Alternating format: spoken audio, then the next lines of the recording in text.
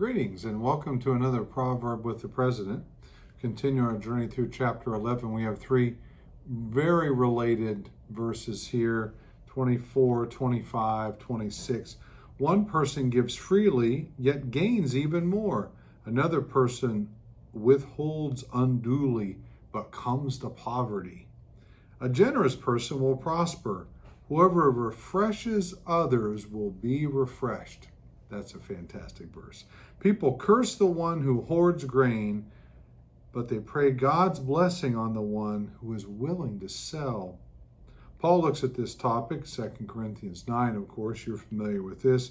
Whoever sows sparingly also reaps sparingly. Whoever sows generously will also reap generously. And you probably noticed by now, I really like agricultural illustrations and have a great deal of meaning to me, but it's a very interesting one where generosity produces this generous harvest.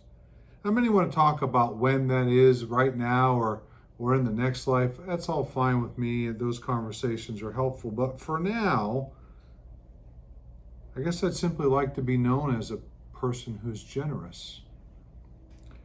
It is interesting to me that these proverbs speak against withholding unduly or hoarding rather than selling.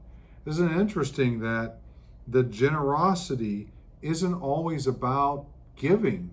Sometimes it's about being willing to let others have access to the resources that you might have access to.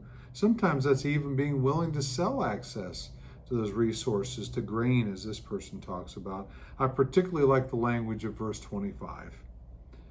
Am I the person that brings refreshing conversation, a refreshing spirit into my family, into my church, into my place of work?